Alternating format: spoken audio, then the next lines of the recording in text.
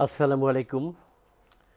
কবি মঞ্জুর মোর্শেদের জবাব চাই কাব্যগ্রন্থ থেকে পাঠ করছি একটি কবিতা, নিজের থেকে। সব কিছুই তো বদলে গেছে, উপর নিচের আমলারা, রইল পড়ে ঘাটের মরা দু চার পয়সার কামলারা।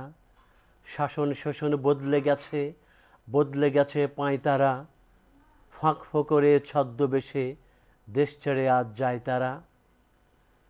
বদলে গেছে নিয়ম নীতি, বদলে গেছে রূপরেখা, অতীত থেকে নিজের জন্য ভালো মন্দ চাই শেখা।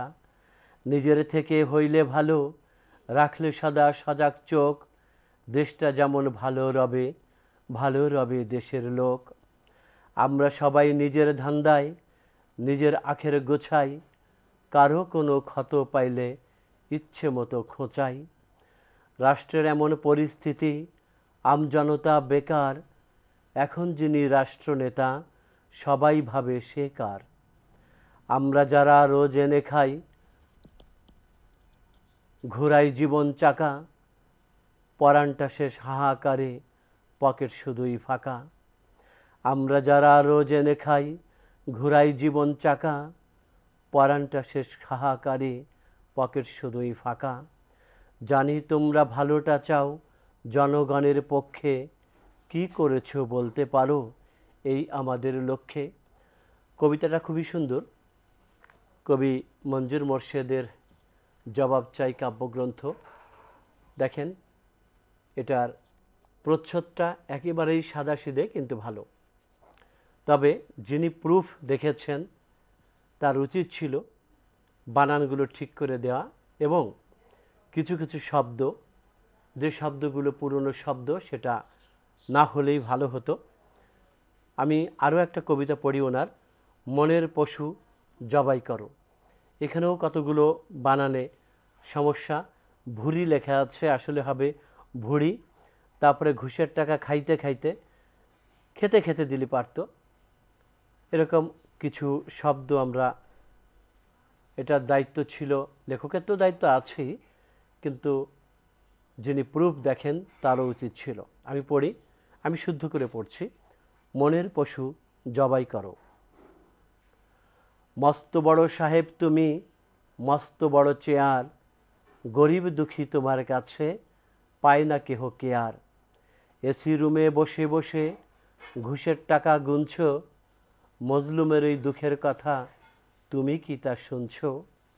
তোমার কাছে আসলে পরে লাগে টাকার কাড়ি, পায় না সেবা সৎ লোকেরা, লাগাও তাদের ঝাড়ি।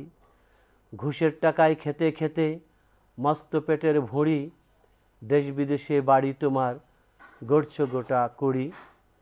তুমি নাকি ভালো লোক তাই 10-এর মধ্যে গনে, শুনছি তুমি দাঁড়াবে ঠিক সামনের ইলেকশনে।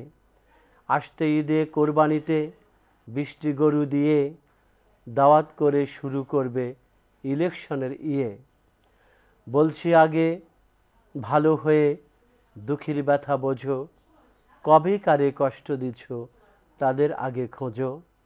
হিংসা ভরা মনটি তোমার কালি মাখা যেন, মনের পশু জবাই করে হাটের পশু কেন। কবিতা দুটো পড়লাম, প্রত্যেকটা কবিতার মধ্যে তার মেসেজটা হচ্ছে কল্যাণকর কিছু করা, মানুষ হওয়া, ভালো হওয়া, জনগণের কল্যাণ করা। মঞ্জুর মোর্শেদ ভাই জবাব চাই কবিতাটি বের করেছে,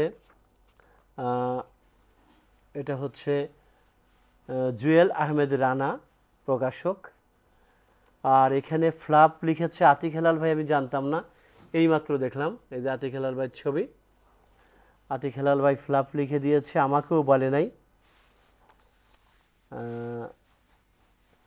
আমি শুধু এই কবি এনাকে না, মঞ্জুর মোর্শেদ ভাইকে না, আমি সবাইকে বলবো, আপনারা যে শব্দগুলো প্রয়োগ করবেন সেখানে সাধু এবং চলিত ভাষার যেন মিশ্রণ না ঘটে। আমরা আমাদের পড়াশোনার সময় একাডেমিক লেখাপড়ায় আমরা শিখেছি সাধু এবং চলিত ভাষার ব্যবহার দূষণীয়, অর্থাৎ একসাথে হবে না। সাধু ভাষা হলে সাধু ভাষা, চলিত ভাষা হলে চলিত ভাষা। কিন্তু এখানে কবিতার মধ্যে আপনার সাধু চলিত দুটোই আছে।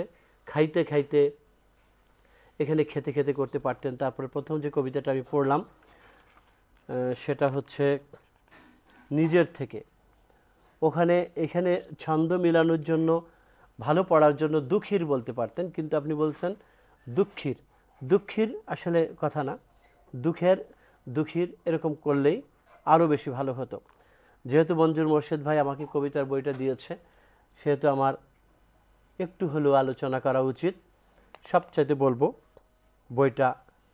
বইটার প্রচ্ছদটা এবং বাইন্ডিংটা অত্যন্ত চমৎকার, কাগজগুলোও ভালো, কিন্তু ম্যাটেরিয়াল শুধু ভালো হলে হবে না, আমার মূল হচ্ছে লেখা, সেই লেখাগুলো অবশ্যই ভালো হতে হবে। অনেক দোয়া রইল মঞ্জুর মোর্শেদ ভাই, ছন্দের জ্ঞান আপনার ভালোই আছে, শুধু শব্দের প্রয়োগগুলো আমি যেটা বললাম এটা মেনে চলা উচিত। আসসালামু আলাইকুম।